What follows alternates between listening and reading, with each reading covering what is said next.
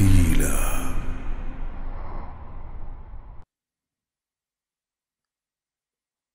أعوذ بالله من الشيطان الرجيم. من كان يريد العاجلة عجلنا له فيها ما نشاء لمن نريد ثم جعلنا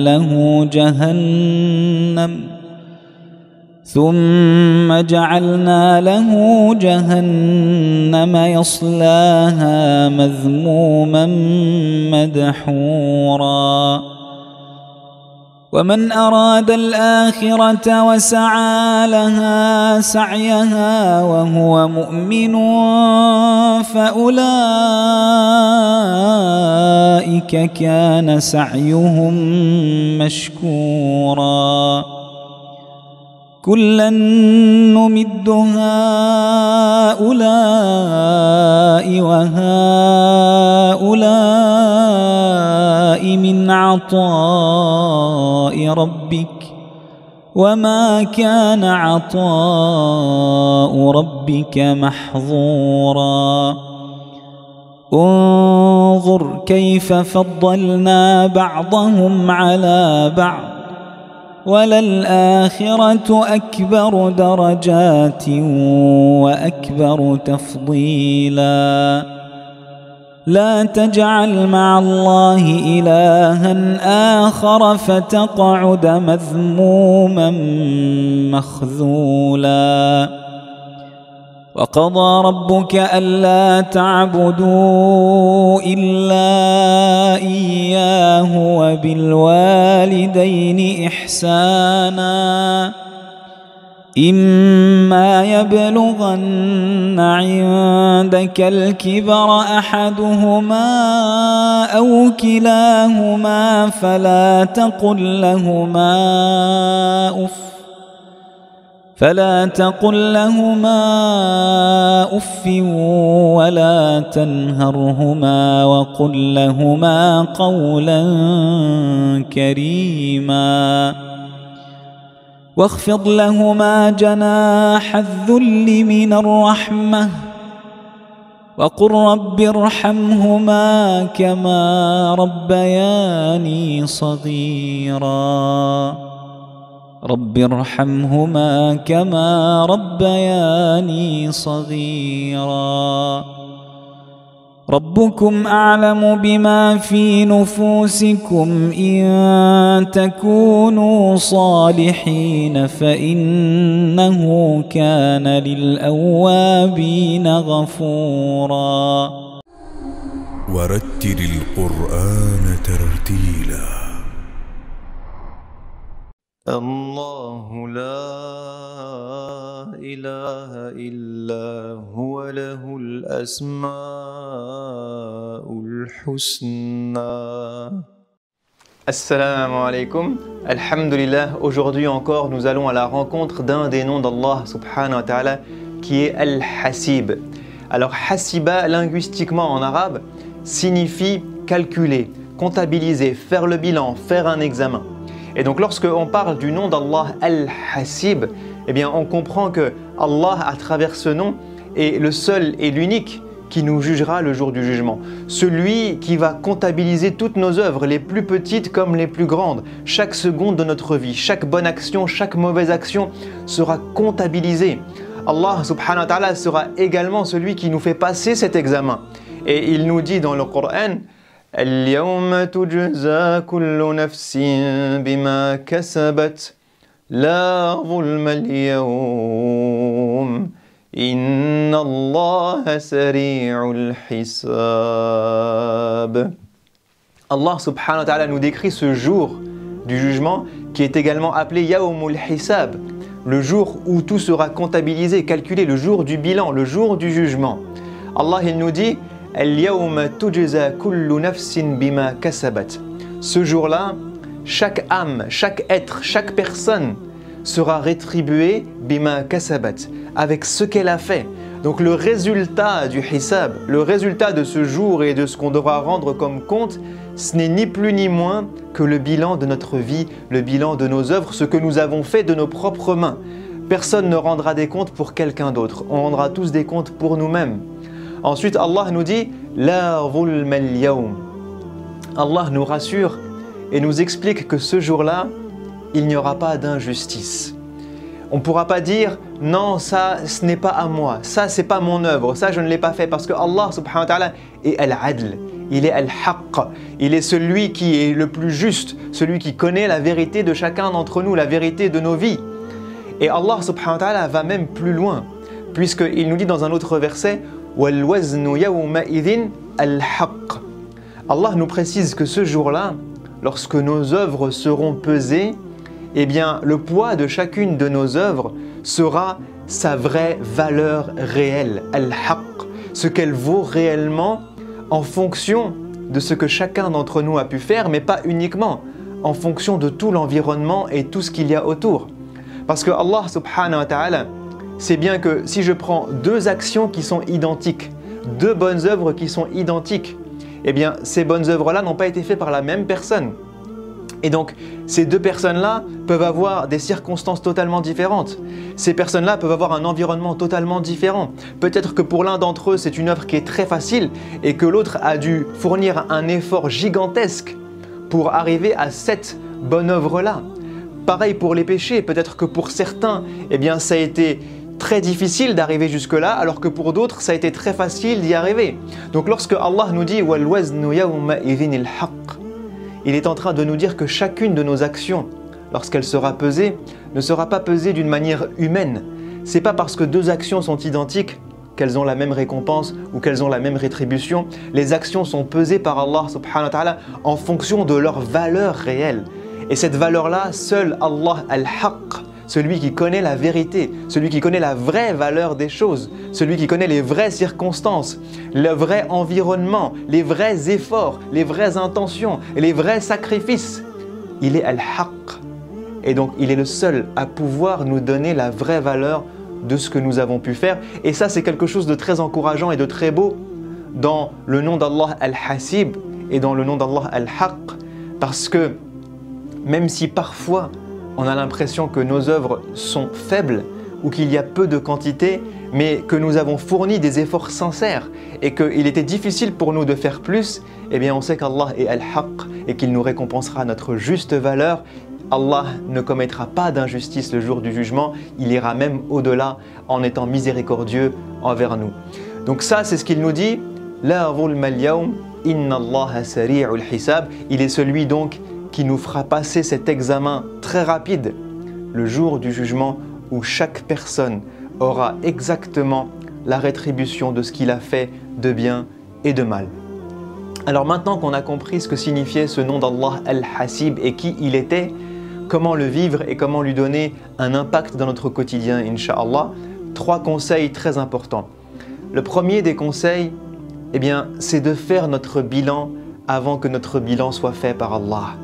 Parce que c'est ce que nous dit le messager de Dieu sallallahu alayhi wa sallam. Il nous dit « Hasibu anfusakum qabla an tuhasabu » Et quand on sait qu'on va mourir, quand on sait que lorsqu'on se couche le soir, on n'est pas sûr de se réveiller le lendemain, quand on sait que lorsque je me réveille le matin, je ne suis pas sûr d'arriver jusqu'à la fin de la journée, que ce hisab, ce bilan, cet examen peut arriver à chaque instant de nos vies, eh bien, on est encouragé par le messager de Dieu sallallahu alayhi wa sallam à le faire par anticipation.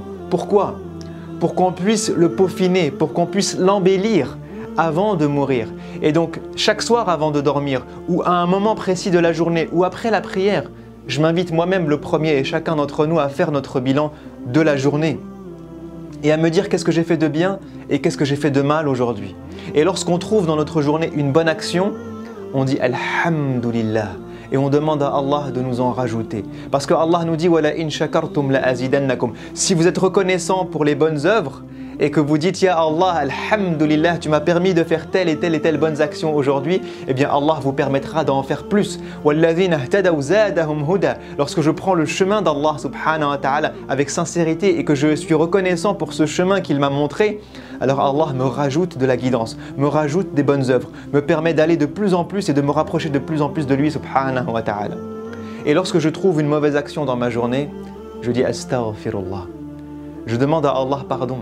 Je demande à Allah de m'éloigner de cette chose-là et d'essayer d'avoir l'intention sincère de ne pas reproduire cette mauvaise action le lendemain, incha'Allah ta'ala. Et en faisant ça chaque jour, eh bien on peaufine et on embellit notre bilan. Et on espère que le jour du jugement, lorsqu'on arrivera devant Allah subhanahu wa ta'ala, le fait d'avoir fait le bilan quotidiennement, eh bien nous aura mis dans un cercle vertueux où on s'est rapproché de lui de jour en jour, dans un cercle vertueux où toutes les mauvaises actions de la journée sont effacées, que toutes les bonnes actions de la journée sont amplifiées, et donc on a un beau bilan à présenter à Allah subhanahu wa ta'ala. Le deuxième conseil que je me donne et que je donne à chacun d'entre nous, eh bien c'est d'invoquer Allah subhanahu wa ta'ala pour qu'il fasse du jour du jugement un jour facile pour nous, un jour de joie et de bonheur pour nous. Parce que les deux extrêmes existent dans le Coran. Lorsqu'on décède et qu'on se retrouve dans notre tombe peut être une parcelle du paradis ou une parcelle de l'enfer. Ça peut être un moment très douloureux ou un moment de joie que de vivre dans sa tombe. Même au niveau de la temporalité, Allah peut faire de ce moment-là un moment très court où entre le moment où je décède et le moment où je rentre au paradis, c'est comme s'il ne se passait que quelques minutes ou que quelques heures, ou de faire de ce moment-là un moment très long, très difficile à supporter, qui dure des milliers d'années ou des centaines de milliers d'années, subhanallah. Lorsqu'on se ressuscite, ou on est ressuscité par Allah, subhanahu wa ta'ala, on peut être ressuscité dans une bonne posture ou une mauvaise posture. On peut se retrouver dans l'obscurité totale ou être illuminé par la foi et par Allah subhanahu wa ta'ala. On peut traverser as-sirat en rampant ou on peut traverser as-sirat comme le vent ou comme l'éclair. On peut se retrouver devant Allah subhanahu wa ta'ala à devoir répondre de chaque seconde de nos vies. On peut se retrouver devant Allah subhanahu wa ta'ala qui nous fait rentrer au paradis min ghayri hisab. Al-Hasib, celui qui fait les comptes, peut décider d'être indulgent et de ne rien comptabiliser ce jour-là. De dire aujourd'hui pas de compte, aujourd'hui pas d'examen, aujourd'hui pas de bilan, tout a été effacé, rentrer au paradis sans aucun examen, sans aucun bilan. Subhanallah. Donc lorsqu'on sait et qu'on a conscience de tous ces événements qui vont réellement nous arriver, eh bien on invoque Allah par son nom Al-Hasib pour lui dire Ya Allah, fais de ce moment un moment de joie et de bonheur pour nous, comme ces croyants qui sont décrits dans le Coran, Man utiya kitabahu biyaminih, celui qui reçoit son livre par la main droite et qui est heureux et qui dit Ha qara'u kitabiya, celui qui retourne vers sa famille en étant heureux le jour du jugement. Le jour du jugement peut être un jour de joie et de bonheur pour nous si on demande à Allah et qu'on l'invoque sincèrement en disant Ya Hasib, oublie notre hisab ce jour-là et fais que ce jour-là soit un jour facile pour nous, un jour de joie, de bonheur, un jour de retrouvailles et non pas un jour douloureux, incha'Allah. Et le troisième et dernier conseil que je me donne et que je donne à chacun d'entre nous lorsqu'on a compris ce nom d'Allah Al-Hasib, eh bien c'est de ne négliger aucune bonne action qu'on pourrait faire ou aucune mauvaise action qu'on pourrait éviter. Et que chaque action compte, même si elle est du poids d'un atome, comme nous le dit Allah, mithqala habbatin min khardalin. Subhanallah. Allah nous dit que tout ce que vous pouvez faire, que ce soit infiniment petit, en bon ou en mauvaise action, va être comptabilisé. Et il nous dit dans un verset, subhanallah, وَإِذَا حُيِّيتُم بِتَحِيَّةٍ فَحَيُّوا بِأَحْسَنَ مِنْهَا أَوْ رُدُّوهَا Inna Allah kana ala kulli shay'in hasiba. Subhanallah. Allah dans ce verset nous dit lorsqu'on vous salue, eh bien saluez en retour avec une salutation encore plus belle. Et si vous n'en êtes pas capable, eh bien à minimum rendez le même salut. Pourquoi? Inna Allah kana ala kulli shay'in hasiba. Parce que Allah comptabilise toute chose, même la plus petite. Et ce verset-là, il est magnifique parce qu'il nous montre la beauté de notre religion, la beauté du Coran. Allah est en train de nous dire, même le fait de dire bonjour a une importance, subhanallah. Et il n'a pas parlé du salam ici, il a dit وَإِذَا حُيِّيتُم بِتَحِيَّةٍ. Autrement dit, quel que soit le peuple que vous côtoyez, quels que soient les gens avec qui vous parlez, quelle que soit la langue, quelle que soit la culture, on vous a salué ou vous êtes en train de saluer quelqu'un, Et ça, c'est une action qu'Allah va comptabiliser. Et c'est pour ça que même dans notre salutation en islam, lorsque quelqu'un vous dit « Assalamu alaykum », eh bien, il a 10 bonnes actions. Et si vous rajoutez « Wa rahmatullah », vous en avez 10 de plus. Et si vous rajoutez « Wa barakatuhu », vous en avez 10 de plus. Et donc, que ce soit en disant « Assalamu alaykum » ou que ce soit en disant « bonjour » ou « au revoir » ou en faisant un sourire à une personne ou à un voisin ou quelqu'un que vous croisez, eh bien, subhanallah, tout ceci est comptabilisé. Allah nous dit « tout est comptabilisé, donc ne négligez rien ». Et on voit, c'est fou parce qu'on voit des gens, par exemple, qui ne disent pas bonjour. Des gens qui ne répondent pas à la salutation. Des fois, vous dites bonjour à quelqu'un, il ne vous répond pas. Des fois, c'est vous-même qui ne dites pas bonjour aux gens. Subhanallah. Des fois, on ne sourit pas. Et Allah est en train de nous dire, faites attention même aux plus petites choses. Pourquoi? Parce que je suis Al-Hasib. Et comme je vous ai dit tout à l'heure, il est aussi Al-Haq. Donc, on ne sait pas comment vont être pesées ces actions.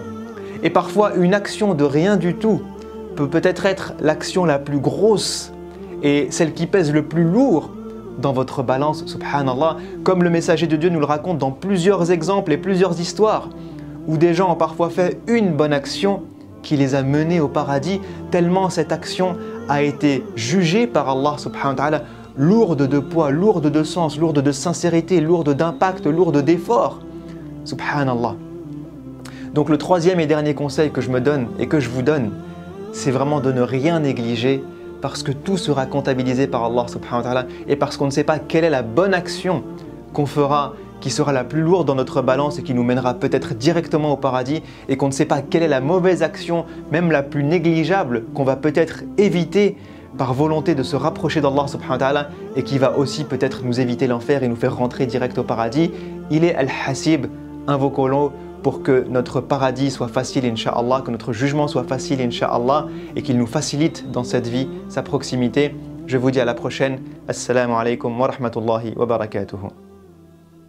الله لا إله إلا هو له الأسماء الحسنى.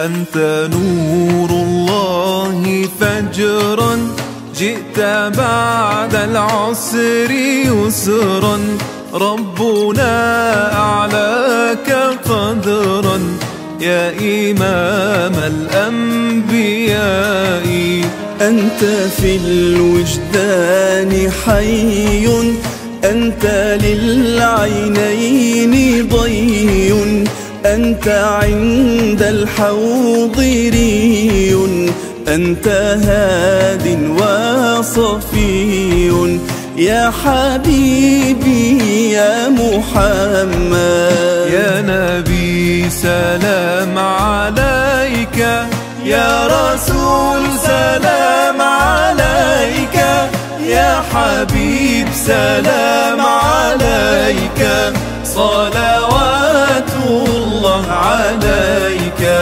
يرتوي بالحب قلبي حب خير رسل ربي من به أبصرت دربي يا شفيعي يا رسول الله أيها المختار فينا زادنا الحب حنينا جئتنا بالخير دينا يا ختام المرسلين يا حبيبي يا محمد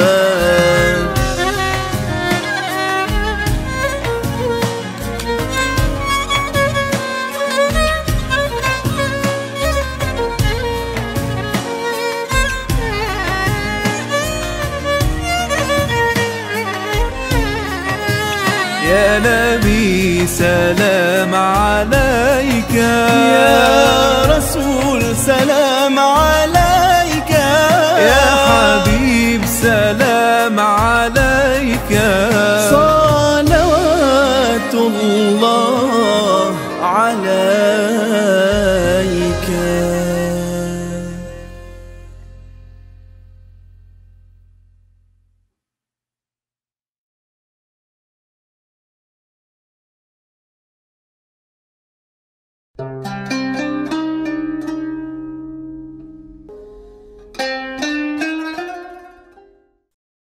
الحمد لله رب العالمين، والصلاة والسلام على أشرف المرسلين سيدنا محمد وعلى آله وصحبه أجمعين. Mes chers sœurs, chers frères, salam alaikum wa rahmatullahi ta'ala wa barakatuh. Nous accueillons dès demain la nouvelle année de l'Hégire, 1443. Alors tout d'abord, j'aimerais souhaiter à toutes et à tous une année pleine de foi, de spiritualité, de bonheur, de joie, de réussite et de réconciliation avec soi-même, avec Allah subhanahu wa ta'ala, et que surtout cette année à venir connaisse un soulagement de tous les maux à travers le monde, et surtout cette pandémie qui a touché toute la planète et qui a bloqué la vie des milliards de gens. Alors, ce début de l'année est un événement important dans l'histoire de l'islam et des musulmans. Il est tellement important que il correspond à l'hégire, ce que les musulmans appellent l'hégire, ce que nous appelons l'hégire. Que veut dire l'hégire? Et c'est tout simplement l'émigration du prophète Mohammed alayhi salatu wassalam de la Mecque à Médine à un moment donné de l'histoire musulmane, que nous allons voir un petit peu aujourd'hui. Cet événement, cette émigration du prophète alayhi salatu wassalam de la Mecque à Médine, où le prophète quitte sa ville natale pour aller s'installer à Médine et y installer avec lui l'islam et les musulmans qui vont émigrer avec lui. Cet événement revêt une importance première pour les compagnons, de telle manière qu'ils l'ont mis comme référence de l'année musulmane, l'année 1, qui commence à cette date en 622 de l'ère chrétienne. Et ils n'ont pas choisi comme date de référence la naissance du prophète ou l'avènement de la révélation. Mais c'était cette date-là qui a été retenue par les compagnons de l'époque pour commencer et débuter le calendrier musulman. Et donc, le 9 août, comme déclare le Conseil théologique, sera donc le premier jour de Muharram, qui est le premier mois de l'année musulmane 1443. Alors, pourquoi cet événement est important? Alors, dans l'histoire de la prophétie, le prophète alayhi salatu wassalam arrive après avoir reçu la révélation et commencé sa prédication et avait donc diffusé, répandu le message de l'islam à travers les gens de la Mecque, les Mécois. Il arrive à un moment donné où le prophète alayhi salatu wassalam connaît donc le décès de sa femme Khadija, son unique femme de l'époque, puis le décès de son oncle Abu Talib, qui était le chef des Banu Hashim et qui le protégeait. Et à ce moment, le prophète alayhi salatu wassalam se trouve démuni, se trouve face aux Qurayshites, aux nobles de Quraysh, qui voyaient d'un mauvais œil et qui n'acceptaient pas du tout cet apostolat, cette prédication, cette nouvelle religion qui rassemblait de plus en plus de monde. Et donc, la vie à la Mecque, la vie commerciale, la vie notable, devenait un peu difficile pour les notables de la Mecque qui vont décider à un moment donné de, une fois que cette immunité, cette protection levée sur le prophète alayhi salatu wassalam, de par les tribus dont il était issu, soit des Banu Hashim, soit des tribus par alliance de sa femme Khadija, les notables de Quraysh vont fomenter, vont comploter pour décider de quoi faire de la personne du prophète alayhi salatu wassalam, dans l'idée où une fois cette personne disparaît, le message disparaît avec elle. Le Coran, Allah subhanahu wa ta'ala nous rapporte cette discussion entre les notables de Quraysh en nous disant وَإِذْ يَمْكُرُ بِكَ الَّذِينَ كَفَرُوا لِيُثْبِتُوكَ أَوْ يَقْتُلُوكَ أَوْ يُخْرِجُوكَ وَيَمْكُرُونَ وَيَمْكُرُ اللَّهُ وَاللَّهُ خَيْرُ الْمَاكِرِينَ. Allah subhanahu wa ta'ala dit en ce sens, rappelle-toi, ô Muhammad, le jour où les infidèles de Quraysh complotaient et tramaient des complots contre toi, est-ce qu'ils t'emprisonnent, est-ce qu'ils te tuent ou est-ce qu'ils t'exilent? Et ainsi complotaient-ils, mais Allah est celui qui connaît les stratagèmes.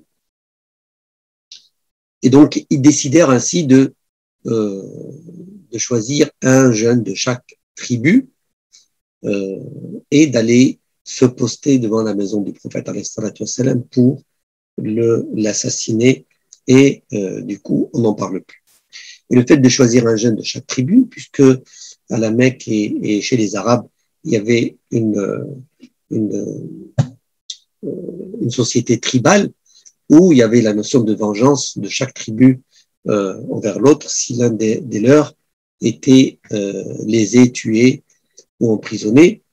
Et donc, le fait de choisir un jeune de chaque tribu, eh bien, la tribu, la famille du prophète Muhammad alayhi salatu wassalam trouverait difficile de faire face aux différentes tribus pour demander vengeance.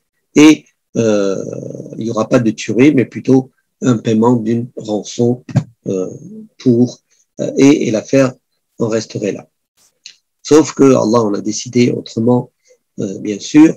Le prophète alayhi salatu wassalam avait décidé déjà de choisir un environnement propice à la diffusion du message de l'islam et une terre où est-ce qu'il allait s'installer.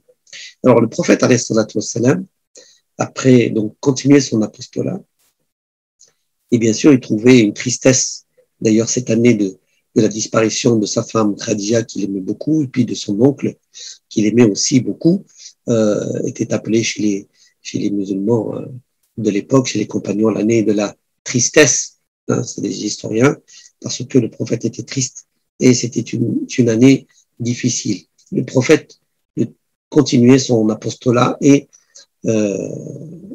essayait de se présenter à chaque rencontre où les tribus venaient au pèlerinage à la Mecque de l'époque. Bien sûr, les Qurayshites l'empêchaient d'aller se présenter et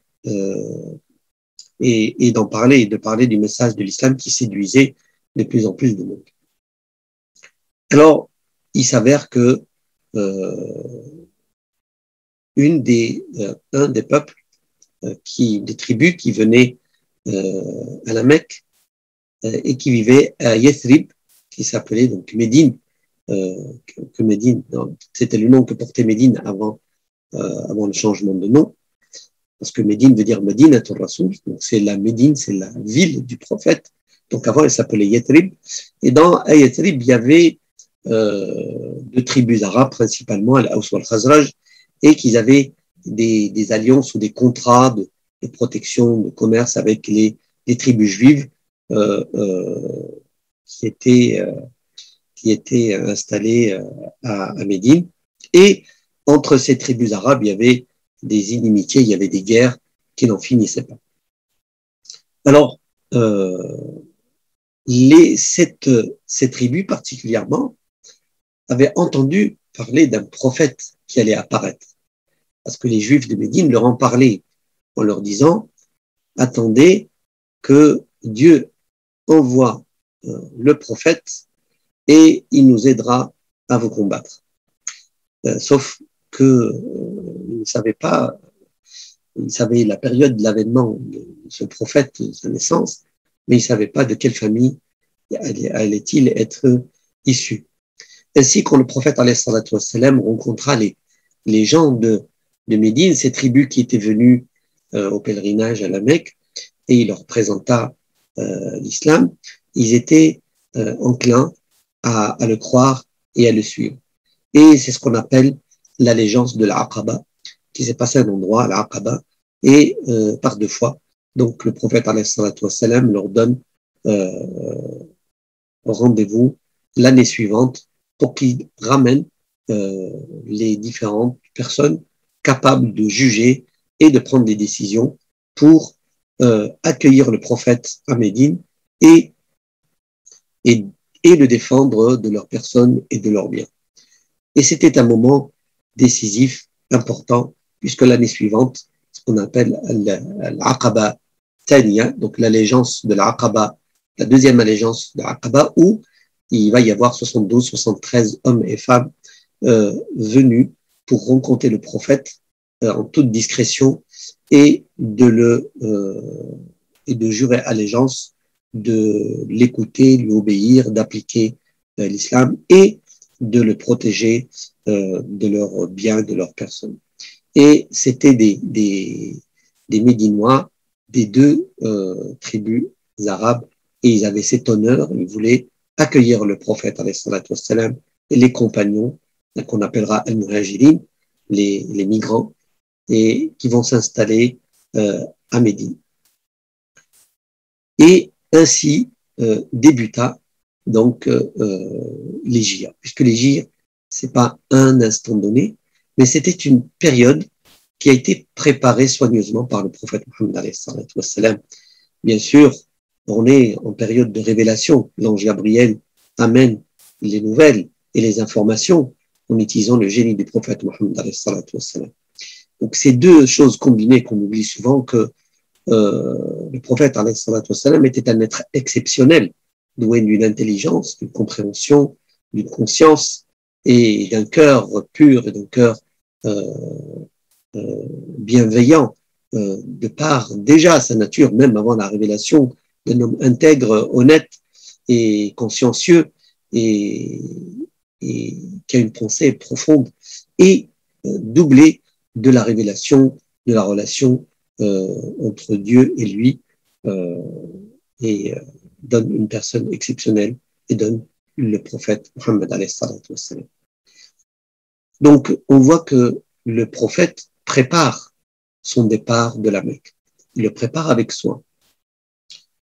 Lors de la première Aqaba, le prophète alayhi salatu wassalam va envoyer avec les premières personnes de Médine, va envoyer un ambassadeur en la personne de Mus'ab ibn Umayr, qui, parmi les compagnons, va s'installer à Médine et commencer déjà à prêcher et à apprendre donc la religion musulmane, les enseignements, les principes et les préceptes de la foi musulmane à Médine.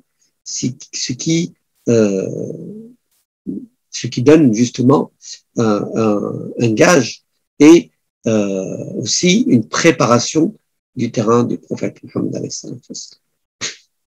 Alors, le prophète, donc ça, ce sont les éléments de l'histoire qu'on retrouve dans Sira du prophète alayhi salatu wassalam. Le prophète alayhi salatu wassalam va être informé du complot de Quraysh. Et donc, le prophète alayhi salatu wassalam va dire aux compagnons de commencer à quitter la Mecque pour aller émigrer à Médine pour ceux qui veulent. Et cet acte de Al-Hijra va devenir un acte de foi, un acte de sincérité. Et c'est pour cela que c'est un acte important et qui reste bien sûr vivant jusqu'à nos jours. Le prophète alayhi salatu wassalam, donc, va autoriser les compagnons à partir, hommes et femmes, et à partir en toute discrétion vers Médine, qui se trouve à 400 km de là, et les compagnons vont délaisser, ils vont emporter que ce qu'ils peuvent porter, hein, à dos de chameau ou à pied ou à dos de mulet, et ils vont laisser le reste de leurs biens dans leur demeure, qui va être pour certains spolié par les Qurayshites qui restants, ou détruites ou volées. Certains vont être empêchés même d'emmener leurs affaires ou leur commerce, et ainsi le prophète alayhi salatu wassalam nous dit dans un hadith, dans une tradition prophétique, فمن كانت هجرته إلى الله ورسوله فهجرته إلى الله ورسوله ومن كانت هجرته لدنيا يصيبها أو امرأة ينكحها فهجرته إلى ما هاجر إليه. Ainsi, ce hadith qui se trouve dans la plupart des recueils de hadiths au début, puisqu'il parle de la sincérité, les actes ne valent que par leurs intentions, et à chacun selon son dessein. Celui dans l'émigration va être pour Allah et son prophète, son émigration lui sera comptée comme étant pour Allah et son prophète. Mais celui dans l'émigration est pour une parure de la vie de ce bas monde, ou pour suivre une femme dont il désire épouser, eh bien son émigration lui sera comptée ce pourquoi il avait l'intention d'émigrer. Donc l'intention et la sincérité est une chose capitale dans tous les actes d'adoration, et c'est un acte de foi. C'est pour ça que Al-Hijra, l'immigration du prophète alayhi salatu wassalam, reste un élément important, même s'il est situé historiquement à un moment donné dans l'histoire. Donc, le prophète alayhi salatu wassalam va préparer cette émigration. Et lui, si, à la différence de ce que cite le Coran, il ne va pas partir de la Mecque par fuite, mais il va préparer l'installation de l'islam à Médine, dans un environnement propice, dans un environnement qui va être changeant, pour sortir des difficultés rencontrées à la Mecque, mais surtout pour trouver une terre fertile et stable, sereine, sécure, pour transmettre la religion musulmane et installer, on va dire, la deuxième phase de l'islam qui va être tout ce qui est législation, ahkam, valeurs, voilà, transactions et autres. Et on retrouve cela dans ce qu'on appelle le Coran médinois, qui, à la différence du Coran mécois, qui insiste sur les éléments de la foi, sur la aqidah, sur la croyance, sur la conviction et sur les valeurs universelles. Et à Médine, on va trouver beaucoup de versets qui vont parler des relations avec entre musulmans, les ahkam, les règles, les interdits, les interdits alimentaires, la façon de se comporter, et puis les relations avec les autres non-croyants, les relations avec les gens du livre. D'ailleurs, le Coran médinois va parler des gens du livre, le Coran mécois n'en parle pas. Et donc, c'est une deuxième phase d'installation après la phase de naissance, on va dire. Et donc, le prophète alayhi salatu wassalam va être un des derniers à partir, comme cite la sira du prophète alayhi salatu wassalam, voire le dernier, il laissera derrière lui Ali, radiallahu anhu, pour s'occuper des dépôts des gens, puisque le prophète alayhi salatu wassalam, connu pour être Al-Amin, et qui gardait les dépôts des gens, et il devait s'acquitter de cette mission, rendre les dépôts des gens et ramener les filles et les femmes du prophète alayhi salatu wassalam à Médine, et il lui demandera le jour où le prophète alayhi salatu wassalam va décider de partir, eh bien de prendre sa place dans son lit dans la nuit, et ainsi il partira. Et c'est un autre miracle que les jeunes Mécois qui attendaient à la porte du prophète alayhi salatu wassalam pour l'assassiner au plus profond de son sommeil, eh bien ils vont se rendre compte qu'ils se sont endormis, et à l'aube, c'était Ali qui avait dormi dans la couche du prophète alayhi salatu wassalam, alors que ce dernier, en compagnie de Abu Bakr, qui avait préparé le terrain, préparé les montures et préparé aussi le chemin à suivre et aller vers le sud, se cacher 3 jours dans la grotte de Thawr, et puis prendre une route inhabituelle et prendre avec eux pendant ces 3 jours quelqu'un qui va effacer les traces, quelqu'un qui va ramener les provisions. Et donc, on voit à travers cet événement majeur une préparation et une confiance en Allah subhanahu wa ta'ala et beaucoup d'enseignements. Donc, je vous invite à revenir à la vie du prophète alayhi salatu wassalam pour le détail. On aura peut-être l'occasion d'en parler dans notre chaîne. Le prophète ne fuit pas la Mecque, puisque on voit un petit peu cette préparation, et quelqu'un qui fuit va partir en premier sans se soucier des autres, comme le Coran cite par rapport à Moïse, par exemple, qui dit à Pharaon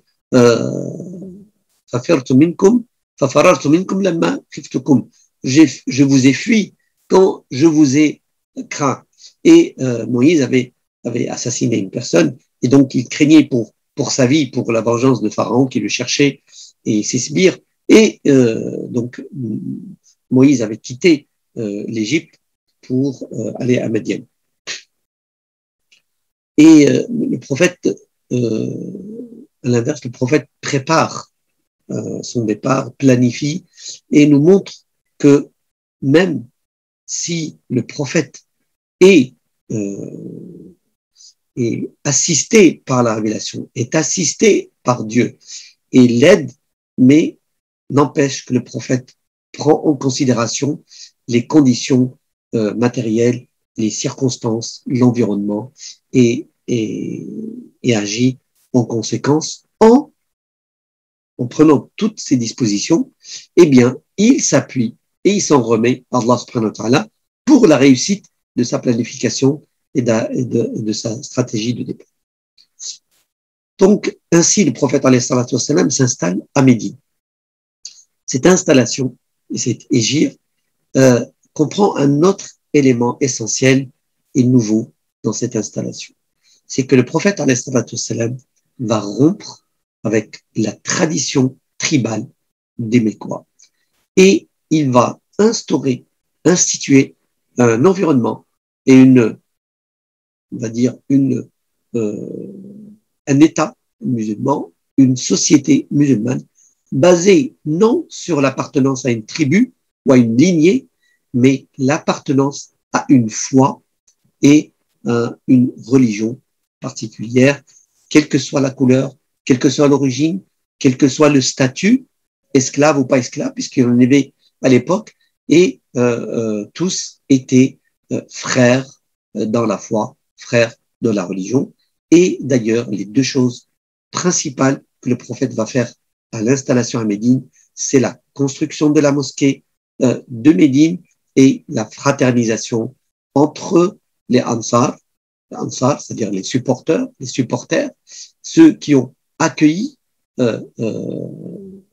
les Médinois, qui ont accueilli les migrants, et al-Muhajirin, ceux qui ont émigré et qui sont partis de chez eux, comme le décrit le Coran, et c'est difficile que quelqu'un quitte chez soi parce qu'il en est obligé pour fuir avec sa foi et s'installer dans un environnement propice pour changer. Changer en quoi? Puisque al-hijra, c'est aussi un élément où les gens s'extraient à leur environnement, s'extraient à leurs habitudes, s'extraient des superstitions, s'extraient des us et coutumes qui ne sont pas valables, s'extraient de la désobéissance vers l'obéissance, s'extraient de la non-reconnaissance de Dieu vers une reconnaissance de Dieu, une réconciliation avec soi-même, s'extrait de l'arrogance, de l'égoïsme, de la vanité vers l'humilité, vers la présence de Dieu, vers l'amour du prochain, vers la fraternité humaine, fraternité de la foi, fraternité de destin. Et c'est ainsi que on comprend le prophète alayhi salatu wassalam quand il dit deux choses. La hijrata ba'da al-fath, walakin jihadun wa niyya. Wa idha istanfartum fanfiru. Il n'y a plus de hijra après al-fath, après la conquête de la Mecque, après que la Mecque va devenir musulmane, 10 ans plus tard, 8 ans plus tard, l'installation de Médine en l'an 8. La conquête de la Mecque, puisque la Mecque va devenir une terre d'islam. Donc, la hijra n'a plus de sens, puisque la hijra devait se faire avant. Mais qu'est-ce qui persiste? Eh bien, al-jihad, al-niyya, c'est l'effort continu sur le chemin de la foi, sur le retour vers Dieu, sur la connaissance de Dieu et la bonne intention que le prophète a indiqué dans ce hadith sur l'intention, où il combine la foi, l'intention, la sincérité et l'émigration du prophète Mohammed alayhi salatu wassalam dans le sens. Et donc ça, c'est quelque chose d'important. Donc le hijra, d'aller dans le sens d'aller s'installer dans un environnement qui nous permette de pratiquer sa religion, pratiquer sa foi sans difficulté, et voilà ce qui est demandé. Et la terre où on est, c'est cette terre-là, même si dans notre cas, on habite dans une terre qui n'est pas entièrement, c'est-à-dire qu'elle n'est pas dirigée ou gouvernée, où les enseignements de l'islam ne sont pas, la religion musulmane est minoritaire, ça ne veut pas dire pour autant qu'on ne peut pas pratiquer, alhamdoulilah, on est dans un environnement où on a des mosquées, on pratique nos rites d'une manière apaisée et sereine, et donc il n'y a pas de matière à imaginer une hijra vers un environnement propice. D'ailleurs, même certains, en partant dans d'autres pays, se retrouvent dans des difficultés différentes, mais se retrouvent dans des difficultés pour pratiquer de la manière dont ils le veulent. Donc, cette notion de hijra est toujours importante. Un autre hadith du prophète alayhi salatu wassalam nous incite à que chacun de nous fasse cette hijra permanente, où le prophète alayhi salatu wassalam nous dit dans un hadith authentique rapporté par Bukhari Muslim, la tanqati'u al-hijra hatta tanqati'u at-tawba. L'hijra reste jusqu'à la fin des temps. L'immigration n'est pas interrompue jusqu'à ce que le repentir soit interrompu, c'est-à-dire jusqu'au jour de la résurrection, le jour de Yawm al-Qiyamah. C'est-à-dire que cette hijra, le sens de l'hijra du prophète alayhi salatu wassalam, est permanent et reste. Celui qui veut accomplir cette hijra du prophète alayhi salatu wassalam, ce n'est pas l'hijra du moment historique et temporel qu'a accompli le prophète, mais le sens de ce qu'il a fait et reste permanent, c'est sortir de soi, sortir de son ego, sortir de la désobéissance, sortir de l'éloignement, de l'égarement vers la réconciliation, vers le chemin de Dieu, vers la prière, vers la pratique de l'islam, vers l'amour, vers la foi dans le cœur. Et ceci nécessite un travail et un effort continu. Et donc, même celui qui veut se repentir doit trouver un environnement propice, parce que quand il reste dans son environnement habituel, dans son environnement avec les amis, la mauvaise fréquentation, il a du mal à se maintenir sur un chemin droit. Beaucoup de gens veulent arrêter de prendre de la drogue, veulent arrêter de prendre de l'alcool, veulent commencer la prière, veulent commencer le jeûne, et ils ont du mal à se maintenir sur le chemin parce que les autres, l'environnement, les autres fréquentations l'empêchent et il se retombe, il récidive dans ce qu'il est. Et des fois, il est nécessaire de changer de lieu, de déménager, d'aller ailleurs, de recommencer une nouvelle vie, une nouvelle façon de mener sa vie. Et ça devient essentiel pour quelqu'un qui ne peut le faire là où il est. Voilà, mes chères sœurs et frères, le sens de l'hijra. Et quitter, le terme quitter, qui peut être désigné un lieu, donc quitter la Mecque pour aller s'installer à Médine, ou quitter les ténèbres vers la lumière, quitter la désobéissance et les péchés vers l'obéissance et le repentir, sont des éléments clés pour la compréhension de cette émigration. Un autre hadith du prophète, alayhi salatu wassalam, il nous dit c'est quoi le musulman et c'est quoi l'émigré. Il nous dit al-muslimu man salima an-nasu min lisanihi wa yadihi. Le musulman, c'est celui dont les gens sont préservés de sa main et de ses paroles, des nuisances de sa main et de ses paroles. Wal-muhajiru man hajara ma naha Allahu an. Et l'émigrant, c'est celui qui émigre, c'est celui qui quitte ce qu'Allah a interdit, ce que Allah a interdit et a réprimandé. Donc, on voit encore à travers ce hadith que cette hijra a un sens beaucoup plus large, beaucoup plus étendu que le simple fait de quitter d'un lieu un autre lieu qui est temporel et situé historiquement. Avant de terminer, mes chères sœurs et chers frères, aujourd'hui, donc c'est le dernier jour de l'année 1442 et nous entamons donc la nouvelle année 1443 qui débute avec le mois de Muharram. Ce mois de Muharram est le premier mois de l'année lunaire musulmane et il a des bienfaits, il est parmi les 4 mois sacrés. Et le prophète alayhi salatu wassalam nous incite à le jeûner en nous disant أفضل الصيام بعد شهر رمضان شهر الله الذي تدعونه محرم. Donc le meilleur mois pour jeûner après le mois de Ramadan est le mois qu'on appelle Muharram. شهر الله إضافة تكريم وتشريف. Donc le mois de Dieu que vous appelez Muharram, qui fait partie des mois sacrés. Et en particulier, ce mois de Muharram a une journée particulière, importante, qui est le 10e du mois de Muharram, qui est la fête de Ashura.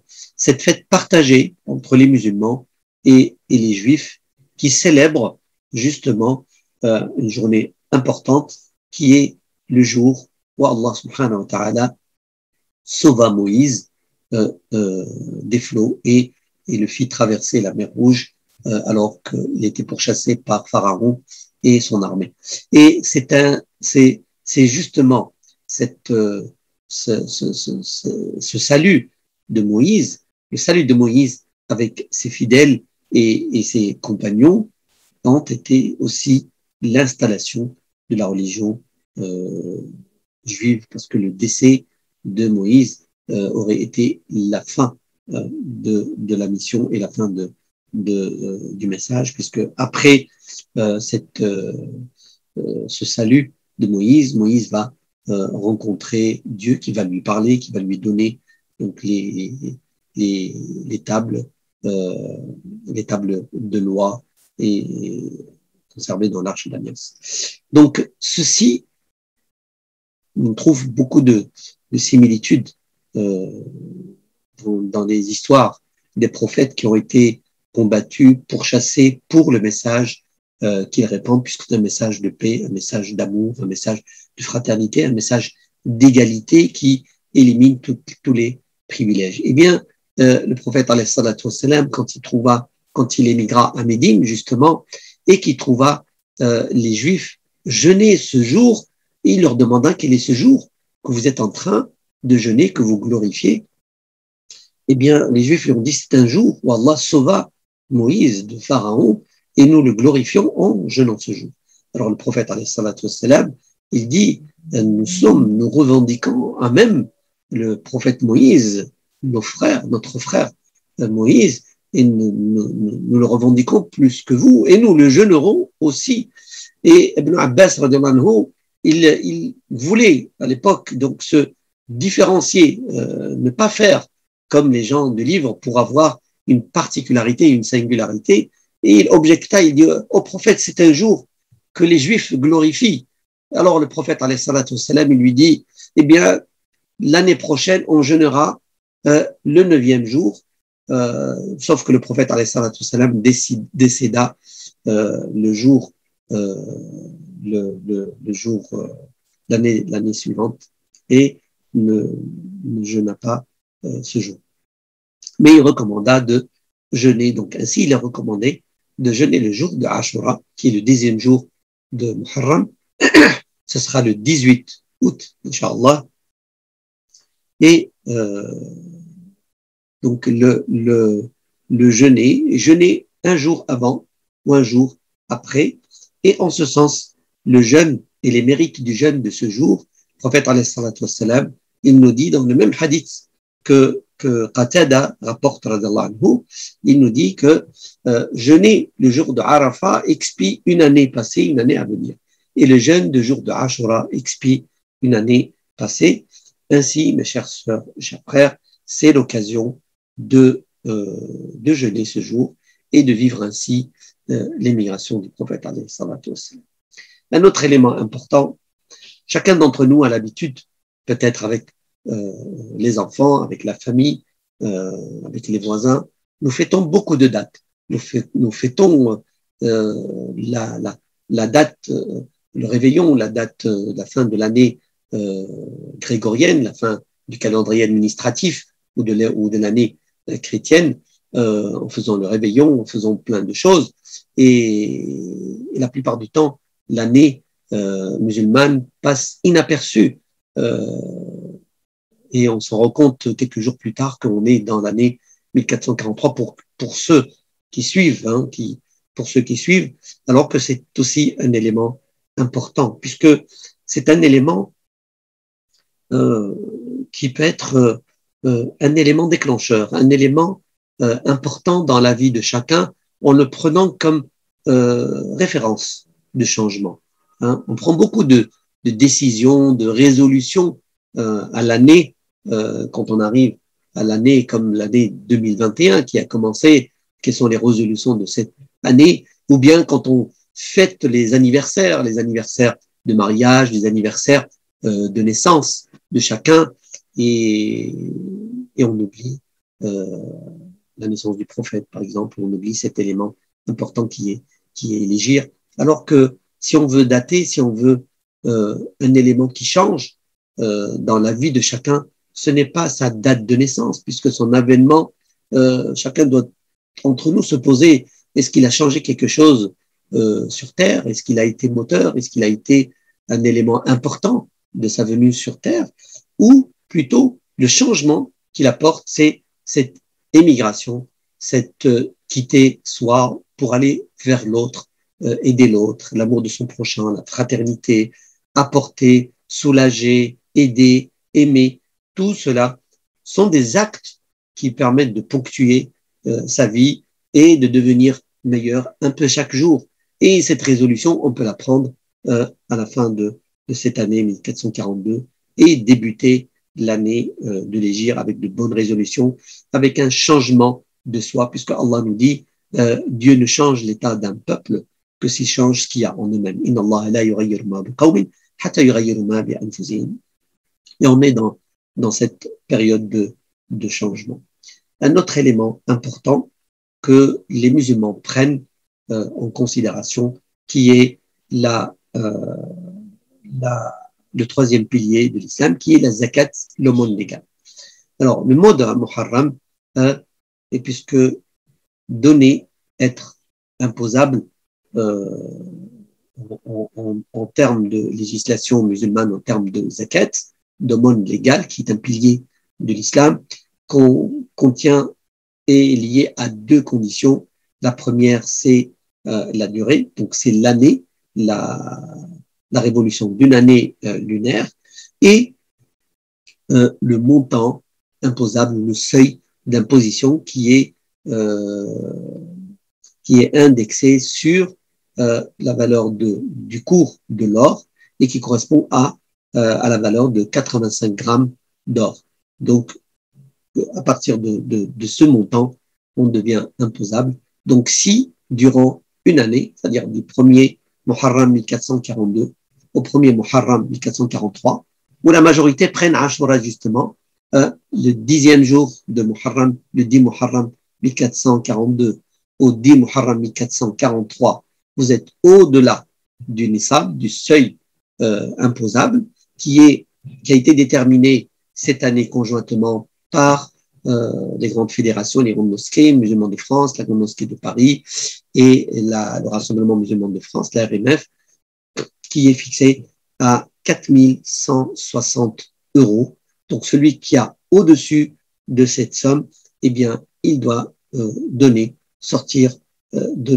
en aumône légale 2,5% de la somme totale, pas seulement de ce qui est au-dessus, mais de la somme totale du capital de ce qu'il a en argent, ce qu'on appelle zakat el-mal. Bien sûr, il y a d'autres sortes de zakat peut-être dont on en parlera une autre fois, mais il est important de se renseigner et d'apprendre sa religion pour s'acquitter de ces piliers et de ces obligations religieuses. Bien sûr, il y a beaucoup de mosquées ou tout simplement donner aux pauvres et aux nécessiteux qui sont autour de vous, qui sont prioritaires pour recevoir la zakat. Et donc ça, c'est important. Donc, je rappelle que le nisab a été déterminé autour donc de la somme. Donc, le seuil est de 4160 €. Donc, qu'Allah subhanahu wa ta'ala fasse de cette année une année de réussite, une année de bienfait, une année de bénédiction, une année de repentir, de réconciliation, de bonnes résolutions, de changement vers le meilleur de nous-mêmes, et qu'Allah subhanahu wa ta'ala fasse de cette année un soulagement des guerres, des maladies, des difficultés, et qu'il apporte à chacun d'entre nous bonheur et joie et retrouvailles familiales et guérison des malades, du Covid et d'autres maladies, et surtout qu'Allah subhanahu wa ta'ala lève ce fléau, cette pandémie, ce virus qui a bloqué, qui a rendu malade, qui a fait décéder beaucoup de gens et de personnes qui nous sont proches, et qu'Allah subhanahu wa ta'ala nous aide et nous donne la force de supporter encore ces quelques mois de difficultés, parce que le virus continue à frapper, et je recommande à toutes les sœurs et les frères, notamment ceux qui voyagent, qui vont rencontrer la famille, faites attention, prenez soin de vous, faites attention aux autres, puisque justement, profitez pour dire, je change ma conception envers cette maladie, je change mon intention, bien c'est le moment de changer, et c'est le jour du changement qui est demain, Inch'Allah, le début de l'année. Vaccinez-vous, faites attention autour de vous, portez des masques, gardez vos distances, aussi bien en France que dans les pays où vous allez en vacances, et qu'Allah subhanahu wa ta'ala nous aide dans cette pandémie. Donc, je vous souhaite tous meilleurs vœux de moi-même et de toute l'équipe de MF Web TV pour cette nouvelle année de les dire كل عام وأنتم بخير والسلام عليكم ورحمة الله تعالى وبركاته.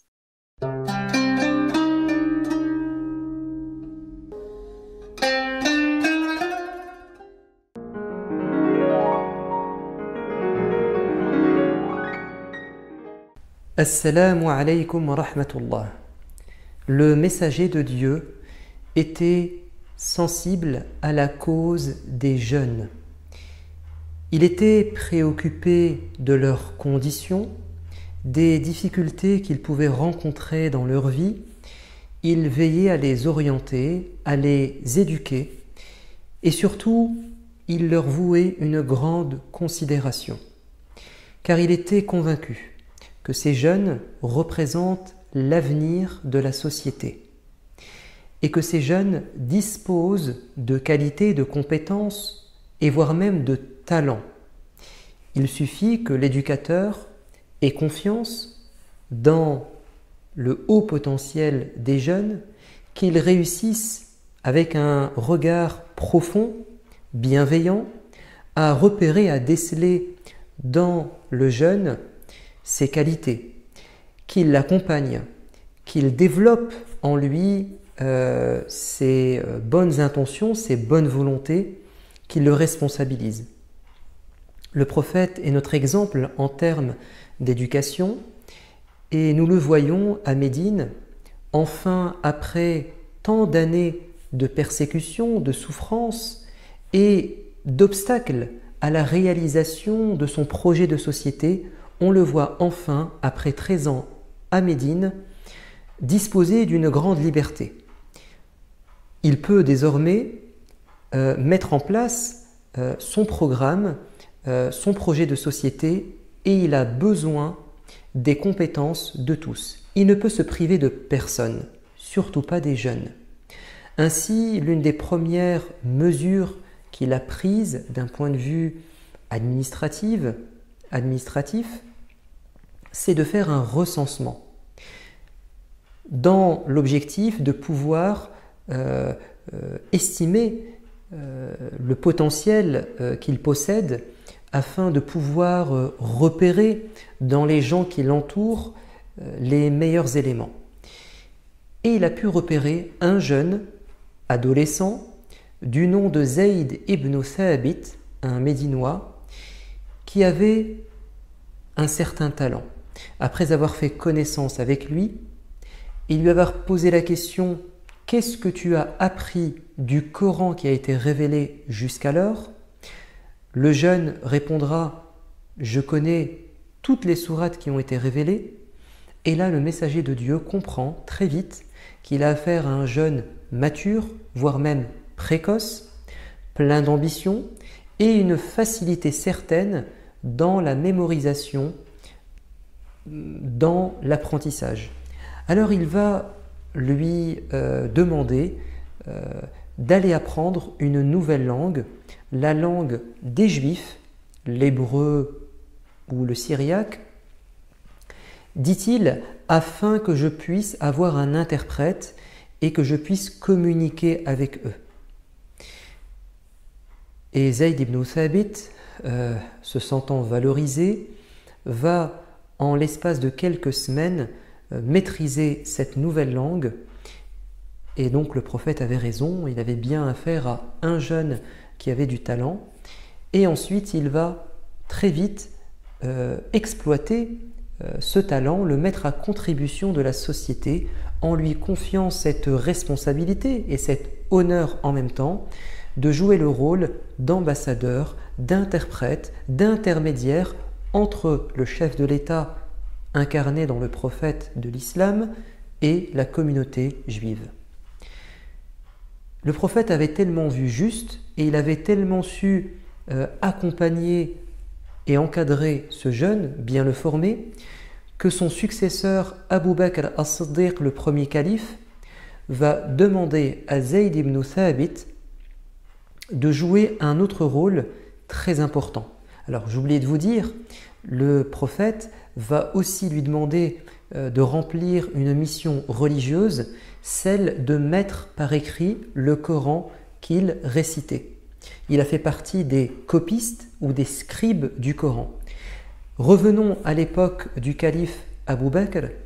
Le messager de Dieu a disparu, le Coran a été clos, il est complet, mais il n'a pas encore été mis par écrit sous forme d'un ouvrage complet, d'un livre entier. Alors il va demander à Zayd de faire cela. Et Zayd a dit, c'était pour moi un rôle de haute importance, une responsabilité très lourde. Il m'aurait été plus facile, nous confie-t-il, de déplacer une montagne plutôt que de faire cela.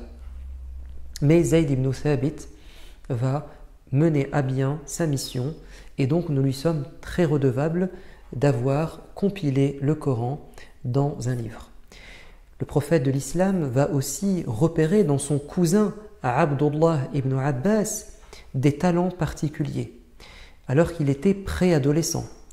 Et un jour, alors que le messager de Dieu l'avait derrière lui sur sa monture, ce qui prouve qu'il passait du temps avec les jeunes et qu'il les valorisait en les prenant à part, en passant un moment privé avec eux, il dira à ce jeune Ibn Abbas « Ô fiston, je vais t'enseigner des paroles très importantes, retiens-les.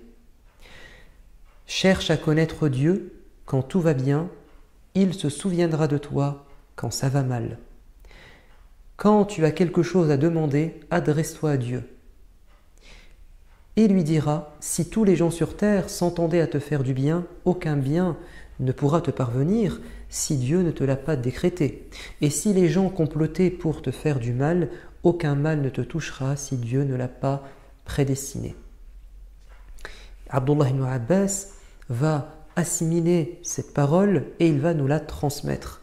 Évidemment, ce sont des paroles spirituelles, des paroles en réalité qui sont plutôt adressées à un adulte, mais le messager de Dieu faisait confiance à ce jeune et il a eu raison. Et d'ailleurs, il a invoqué Dieu en demandant que Abdullah ibn Abbas comprenne bien sa religion et qu'il sache bien interpréter le Coran. Et en faisant cette invocation devant l'enfant, c'était une manière de lui dire « J'aimerais, je souhaiterais, je rêverais que tu empruntes cette voie religieuse, car je vois en toi de l'ambition et des compétences. » Le prophète ne s'est pas trompé. Abdullah ibn Abbas dit « Quand le messager de Dieu décéda, j'ai proposé à mon ami de commencer, de débuter un projet professionnel, celui de devenir un savant. Et pour cela, je lui ai demandé de m'accompagner, d'aller rencontrer les gens qui avaient des connaissances religieuses et qui nous avaient précédés. Mais mon ami m'a dit, penses-tu qu'un jour on pourra atteindre le niveau de connaissance des compagnons du prophète ? Et Abdullah ibn Abbas a compris que ce jeune n'était pas ambitieux. Alors il va s'écarter de lui et prendre son envol. Et il dit, quand j'entendais qu'un compagnon connaissait une parole du prophète que moi j'ignorais, j'allais frapper chez lui. Et quand c'était la période de la sieste, je m'asseyais devant sa porte, sur le seuil, et le soleil brûlait mon visage, le vent me couvrait de poussière, mais j'attendais patiemment. Et quand le propriétaire de la maison ouvrait la porte et qu'il trouvait ce jeune, il lui disait « Mais qu'est-ce que tu fais là, cousin du prophète? Si je savais que tu me sollicitais, je me serais déplacé jusqu'à toi, par respect pour les membres de la famille du prophète. » Mais Abdullah ibn Abbas lui rétorquait « C'est toi le maître, c'est moi l'élève, et c'est à moi de me déplacer. » Les années passèrent et Abdullah ibn Abbas deviendra la référence dans l'interprétation du Coran, mais aussi dans beaucoup d'autres disciplines de la religion et au-delà de la religion, en poésie, en histoire, en généalogie, en langue arabe, etc.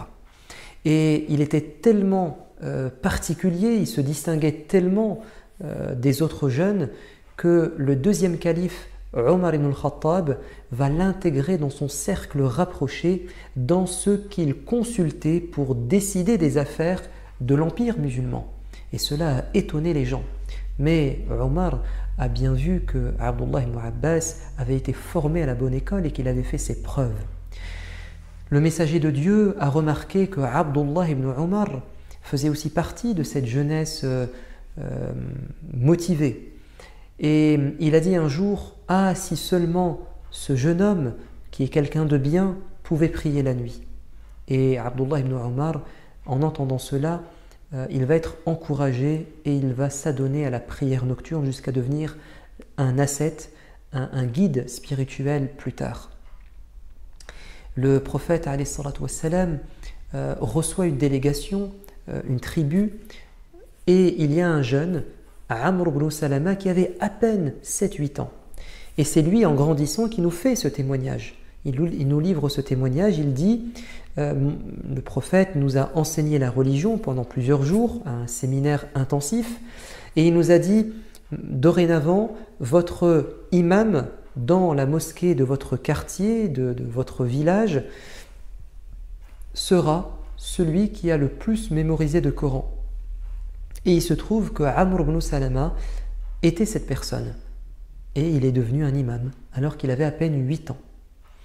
Ainsi, le prophète mettait en avant tous ceux qui avaient du potentiel, quel que soit leur âge. Un jour, il reçoit une délégation, et il y a un jeune homme qui s'appelle Uthman, et comme il était le plus jeune, on lui a demandé de rester à l'extérieur et de garder les animaux, les montures, en lui promettant qu'une fois l'entrevue terminée, il aurait sa chance et il pourrait rencontrer le prophète. Lorsque les gens sont sortis de la mosquée, ils ont décidé de lever le camp, de prendre la route, sans respecter leurs promesses. Mais le jeune Uthman ne se laissa pas faire et il dit « c'est à moi maintenant de m'entretenir avec le prophète ». Ils ont dit « mais on lui a posé toutes les questions importantes, on va t'enseigner ce qu'il nous a enseigné ». Il a dit « non, j'ai une demande particulière ». Et il va rentrer chez le prophète et il va lui dire « ô messager de Dieu, je ne vais pas te poser 1001 questions, mais je vais te demander une chose. Implore Dieu pour qu'il m'accorde la bonne compréhension de la religion. » Émerveillé par cette pertinence, cette maturité, cette sagesse, le messager de Dieu dira « c'est toi qui seras l'imam de ta communauté » parce qu'il a compris que ce jeune a été à l'essentiel. Il n'est pas parti avec quelques connaissances, mais il est parti avec une compétence. Demande à Dieu de me donner la possibilité, la compétence de connaître ma religion, de l'apprendre. Donc c'était vraiment le meilleur. Il est parti avec une compétence et plus que de partir avec une simple connaissance. Les exemples sont très nombreux. Même du côté féminin, le messager de Dieu s'est occupé aussi des filles, notamment de sa fille Fatima, mais aussi de son épouse Aïcha, qui va devenir la grande savante, qui va devenir l'érudit de son époque, parce qu'il lui a tout enseigné et il l'a mise en avant. Certains pourraient se dire, mais ces jeunes n'existent plus aujourd'hui. En réalité, les jeunes sont toujours là et ils ont toujours du potentiel, mais ce qu'il manque, ce sont des éducateurs à l'image du prophète. Certains diront, mon enfant n'est pas comme Abdullah ibn Abbas, comme Zayd ibn Thabit, comme Abdullah ibn Omar, comme Aïcha. Moi, je ne vois que des défauts, je ne vois que de la fainéantise, de la paresse. Figurez-vous que l'éducateur est celui qui est capable de transformer une personne. Un jour, le messager de Dieu, à la Mecque, alors qu'il venait d'entrer victorieux, demanda à Bilal de monter sur la Kaaba et de lancer l'appel à la prière. Il y avait un groupe de jeunes qui n'étaient pas encore musulmans à ce moment, qui vont se moquer de Bilal et de son appel à la prière. Donc ils ont commis un blasphème, ils ont caricaturé un compagnon, ils ont tourné en dérision un symbole de l'islam et on a prévenu le prophète. Et le prophète les a convoqués. Abu Mahzoura celui qui nous livre ce témoignage, dit, et c'était un adolescent, « J'ai pensé que ma tête allait sauter. » Mais il ne savait pas qu'il avait affaire au prophète de la miséricorde et à un éducateur émérite. Le prophète lui dira « Je suis au courant de ce que tu as fait, de ta moquerie. Mais j'ai remarqué surtout que tu avais une belle voix. Alors, ça te dirait d'apprendre le adhan et de devenir le mu'adhin ?» Et il va lui enseigner le adhan et il deviendra le mu'adhin à la Mecque. Ce compagnon dit « Le prophète était la pire des personnes à mes yeux, le plus détesté. Mais après cette attitude, cette réaction, il est devenu celui que j'aimais le plus. » Et donc, en tant qu'éducateur, il ne s'est pas arrêté à l'apparence, il ne s'est pas arrêté à la mauvaise utilisation du talent de ce jeune, mais il a vu en amont ce qu'il détenait comme compétence. Et il a orienté sa compétence au service du bien. Le prophète était inquiet pour les jeunes et il savait leurs problèmes. Ainsi, il a dit un jour « Ô vous les jeunes, mariez-vous. Je vous incite et vous encourage à vous marier rapidement, si vous en avez les moyens. Mais si vous n'avez pas les moyens de vous marier, alors jeûnez. » Donc, il s'inquiète, il sait que les jeunes sont en proie au désir. Il leur dit la solution pérenne et véritable, c'est de se marier quand on en a les capacités, les moyens, de ne pas traîner. Et puis deuxièmement, si on n'a pas les moyens ou ça prend du temps, alors jeûner. Il leur a proposé une solution, car cela permet d'étouffer les désirs. Un jeune est venu le voir et lui a dit « Ô prophète, donne-moi l'autorisation d'avoir une aventure amoureuse, une relation avec une femme que j'aime. » Et le prophète, sans s'énerver, parce qu'il comprend ce que vit cette personne, cette souffrance et ce désir irrésistible, il lui dira « Est-ce que tu aimerais que quelqu'un en fasse de même avec ta sœur, avec ta mère, avec ta tante ?» Il a dit « Non, je n'accepterai pas. » Il dit « Ne le fais pas aux autres. » Et ensuite, il va invoquer Dieu et poser sa main sur son cœur pour que ça aille mieux. Et effectivement, le jeune est reparti avec la ferme intention de ne pas tomber dans le péché. Il y aurait encore beaucoup de choses à dire, mais nous allons nous arrêter là. On aura retenu que le prophète de l'islam était sensible à la cause des jeunes, aux problèmes, aux préoccupations des jeunes, et il essayait, autant que faire se peut, de les accompagner, de les éduquer et de leur trouver des solutions. Je vous dis à bientôt. Wassalamu alaikum wa rahmatullah.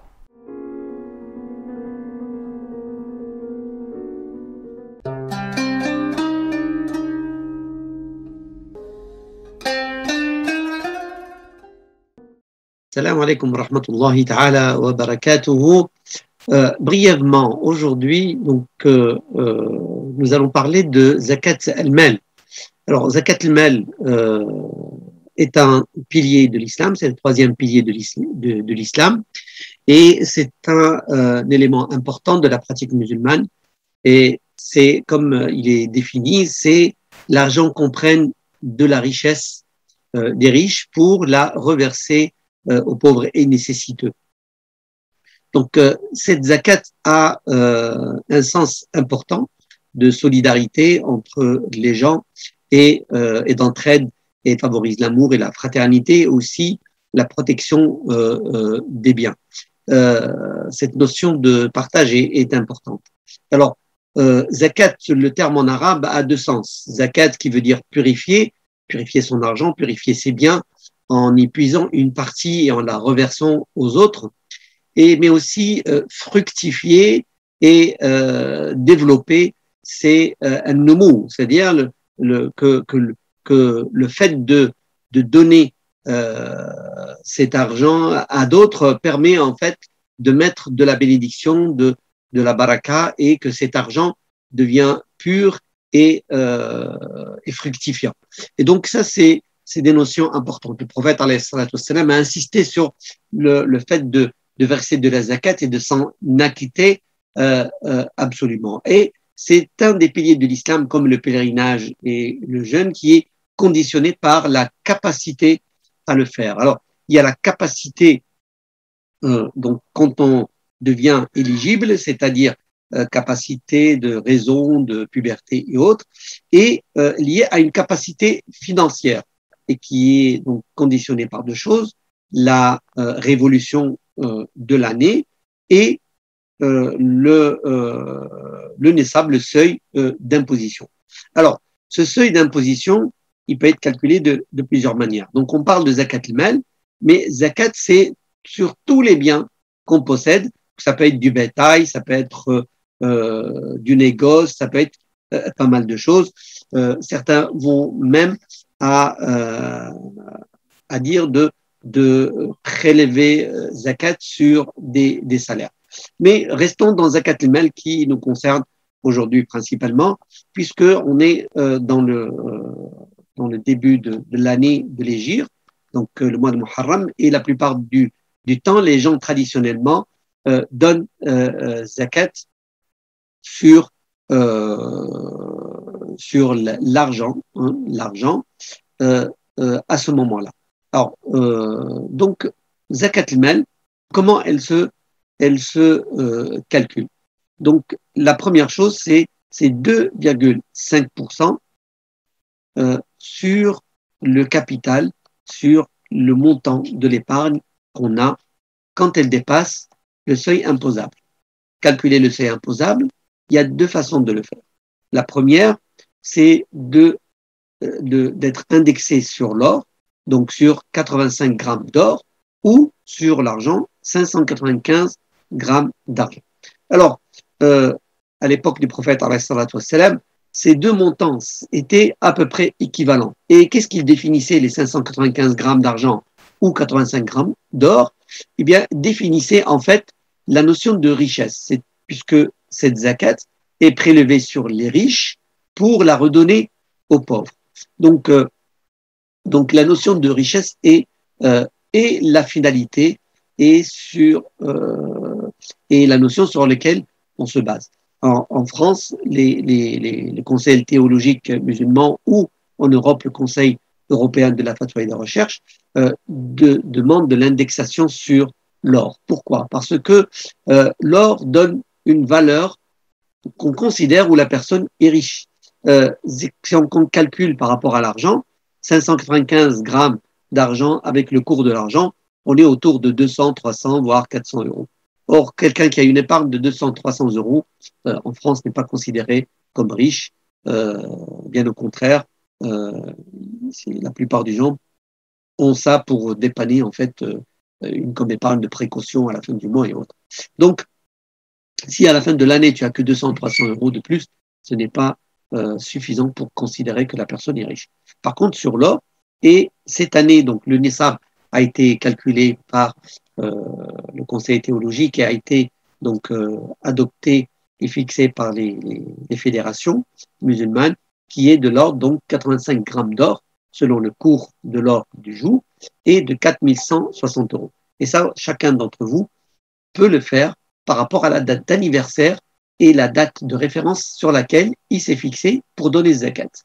Et un exemple très simple pour la calculer, vous prenez donc le premier Muharram de l'année 1442, ou bien le 10 Muharram, c'est Ashura, que les gens préfèrent donner ce jour particulier puisqu'on le jeûne, donc pour bénéficier aussi du bienfait et du mérite de ce jeûne, de ce jour du mois de Muharram. Donc le 10 Muharram 1442, donc de l'année en cours, et au 10 Muharram de l'année 1443, vous regardez si le début de l'année, vous êtes au-dessus du seuil, à la fin de l'année, vous êtes au-dessus du seuil, eh bien, vous êtes éligible à payer cette zakat qui n'a rien à voir avec l'impôt, puisque les impôts peuvent être quelque chose en plus de zakat. Donc, 4160 euros.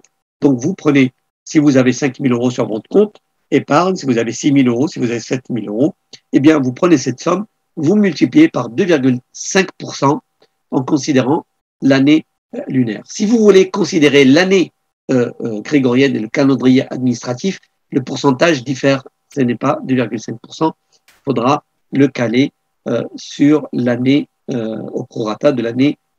Mais je vous conseille de garder l'esprit de l'année lunaire. Ça vous fait aussi revivre les événements importants par rapport aux jeunes, par rapport à pas mal de choses. Donc, à qui doit-on donner cette zakat? Donc, comme c'est un impôt légal, c'est une zakat légale, c'est une aumône légale fixée, et c'est un principe, c'est un pilier de l'islam. Et quand on dit pilier, c'est-à-dire c'est la base, parce qu'on ne construit rien sans les piliers. Et sachant que le calife Abu Bakr avait à l'époque combattu ceux qui refusaient de donner la zakat. Alors la zakat, à qui la donner? Donc le verset du Coran précise les 8 catégories de personnes qui peuvent bénéficier de la zakat: les nécessiteux, les pauvres, les personnes qui ont nouvellement embrassé l'islam, les gens qui collectent la zakat, les personnes en voyage et qui n'ont pas de ressources, même s'ils sont riches dans leur pays, qui se retrouvent en difficulté, les endettés, les personnes endettées, et le wafi sabilillah est sur tous les chemins, tous les voies de biens qui mènent vers Dieu. Donc le verset dit: innama as-sadaqatu lil fuqara'i wal masakin wal 'amilina 'alayha wal mu'allafati qulubuhum wa fi ar-riqab, donc les esclaves, wa fi sabilillahi wa ibn as-sabil wal gharimina wa fi sabilillahi wa ibn as-sabil. Donc ces 8 voies sont les voies dans lesquelles on peut verser et donner sa zakat. Alors on peut la donner personnellement quand on connaît les personnes nécessiteuses qui ont besoin, qui sont pauvres, qui ont besoin de ces sous, ou des gens qui sont endettés et qui ont besoin de sous, et qui ont besoin d'aide. Donc vous pouvez leur donner directement.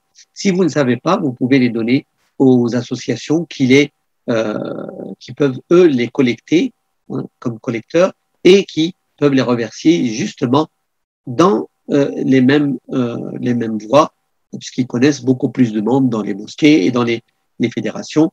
Et donc Musulmans de France fait partie donc de ceux qui collectent zakat, le Secours islamique,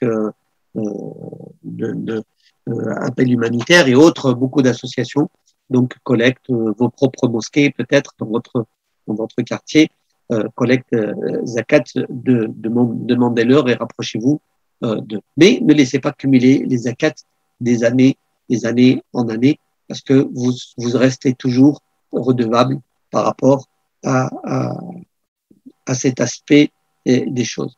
Donc, elle est exigible dès le moment, donc dès le jour anniversaire, vous devez le calculer et la sortir. Elle reste une dette dont vous devez vous acquitter. Voilà, donc c'est assez simple à calculer. Il y a beaucoup de questions qui se posent. Donc, je vous invite à appeler Dar al-Fatwa ou à consulter le site du Conseil européen de la Fatwa et des recherches, et où vous aurez les réponses concernant comment résoudre certaines problématiques, par exemple le cumul de zakat, et on aura peut-être l'occasion dans d'autres vidéos d'aborder cette problématique. Aujourd'hui, c'est pour tout simplement rappeler ce pilier de l'islam et vous donner la valeur exacte de Nisab pour cette année de 1443 pour ceux qui donnent zakat. Qu'Allah subhanahu wa ta'ala purifie votre argent, accepte vos aumônes et vous la compte parmi les bienfaits et vous récompense en ce sens. Assalamu alaikum wa rahmatullahi ta'ala wa barakatuh.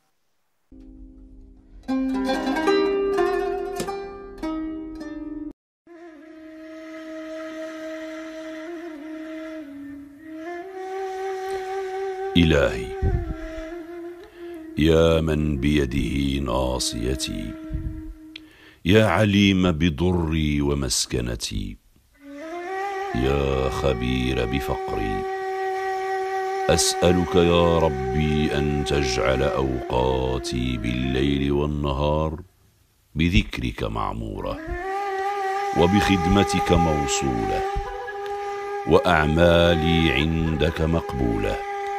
اللهم إني أسألك يا فارج الهم، ويا كاشف الغم، يا مجيب دعوة المضطرين، يا رحمن الدنيا يا رحيم الآخرة، ارحمني برحمتك. اللهم لا تؤاخذنا بما فعل السفهاء منا. اللهم لا تعاملنا بما نحن أهله، وعاملنا بما أنت أهله. اللهم افتح لنا خزائن رحمتك. اللهم رحمة لا تعذبنا بعدها في الدنيا والآخرة، وارزقنا من فضلك الواسع رزقا حلالا طيبا، ولا تحوجنا ولا تفقرنا إلى أحد سواك، وزدنا لك شكرا، وإليك فقرا وفاقة، وبك عمن سواك غنى وتعففا. اللهم لا هادي لمن أضللت، ولا معطي لما منعت، ولا مانع لما أعطيت، ولا باسط لما قبضت، ولا مقدم لما أخرت، ولا مؤخر لما قدمت. وصل على سيدنا محمد عبدك ونبيك ورسولك النبي الأمي